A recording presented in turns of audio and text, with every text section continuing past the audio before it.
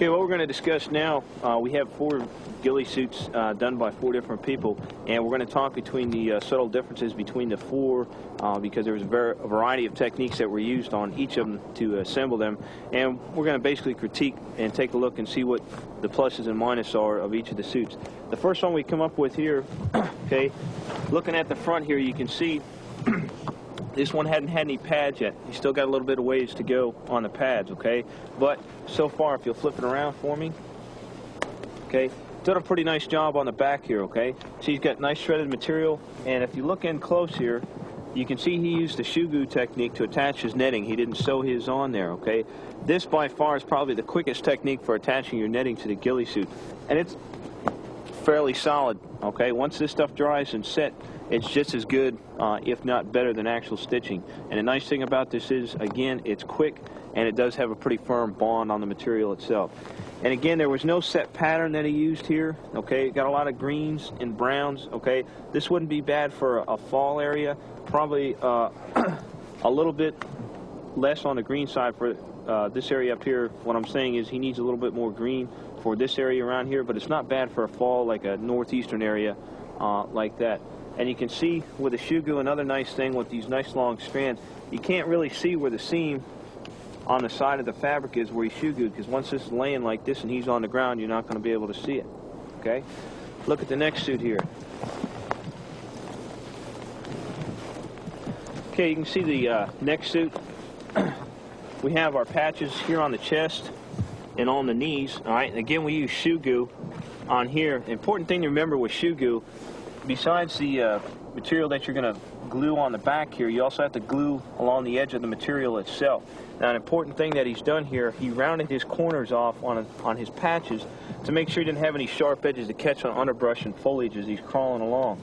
And another important thing is, after you get this glue along the seams, you want to go along and touch up areas that bowed out when it was drying, so you don't have any open space underneath where stuff can get underneath and start tearing your patches away. So you added some additional shoe glue. Now obviously he's going to need to spray paint or hand paint, whatever, his patches up front here to cover up this somewhat glossy white finish on here, okay? But did a good job gluing the patches on. Nice tough material right here, this canvas like we discussed earlier, okay? And looking over on the back here, again, see, he's got a little bit of a lighter pattern, okay? Almost more along lines, almost like a desert. But this ought to work pretty good. It's a little bit lighter up here. And again, he's utilized the shoe glue technique. If we can get through some of this burlap here to get down to some of the stitching. Okay, you can see here we've got the net.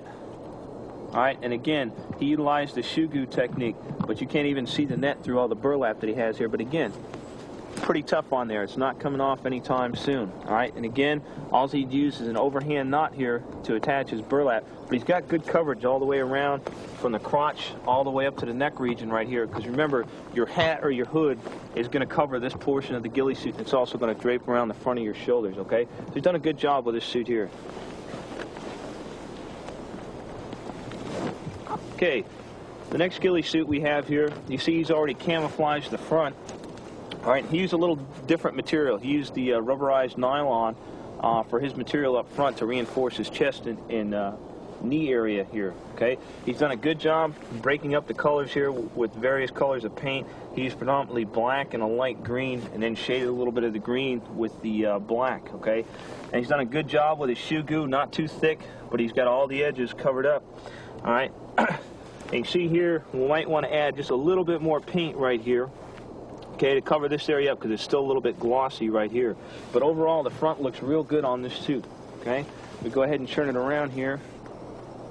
Okay, again, got a good job with the ghillie, or the burlap itself, and you see again, we use the shoe glue technique to attach the netting right here. And again, once your stuff's laying down, you really can't see it. Another thing up here, you can see where the edge of the net is up here, but again, his headgear that he's going to be wearing on top is going to cover this up. But if you still feel kind of conscientious, you might put a little spray paint up here to cover up some of this white, or tie additional burlap material on there. But overall, not a bad job on this suit. The last thing, obviously, we're going to have to do is cover up these elbows here a little bit too, because we haven't had a chance to spray paint this one yet. Okay, go down to the last suit here. See, this one we used a little different technique on this one, and the fact that we sewed the canvas on this one instead of shoe gluing it. A little more time intensive, but again, for this one I didn't have access to dental floss, so we used a real heavy grade nylon thread. Again, you want something like that that doesn't rot and has a very high tensile strength. But again, this one came out pretty nice up front. There's no exposed edges along the seam right here, and it's pretty flush. And again, we spray painted to break up the color of the suit. And one thing to remember with this one, you can see it's almost kind of a whitish gray. That was originally black spray paint, and the fabric absorbed a lot of the pigmentation from the paint. So you got this kind of off-color gray instead of a true black. All right, something to bear in mind when you're spray painting clothes. Okay, you look along the back here, we did the same thing for the elbow pads. We spray painted those. Now this one's a little different in the fact that we sewed the material on instead of shoe gluing it. Okay, again, a more time intensive technique. Okay, but it still gives you the end result. I still got good solid contact on there. And this pattern here with these nice lime green, it's pretty good for this area around here because you have a lot of moss. Okay, so this isn't a bad pattern right here. And again, if you look along the sides here, you can see the seam where we've sewn the netting on here with the dental floss. But again, once the burlap's laying there, you can't see it. An important thing to remember too, on the edge of your ghillie suit, you want to leave the last couple inches of your material blank right here, for the simple reason you're going to be walking around and crawling, okay? And if you have overage on your burlap material, it's going to get caught up on your feet, okay? And last piece we'll show you with this one is our hat or headgear. Okay, again, we took an ordinary hat here, and you can see the net that we have sewn on, okay?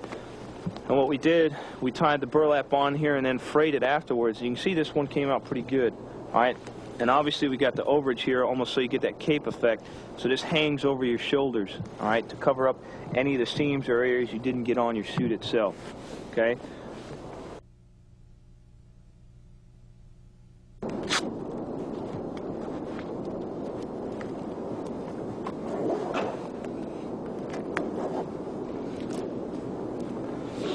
One of the things to keep in mind when using a flight suit as your ghillie suit, as the base for your ghillie suit, is that these flight suits have a lot of pockets on them.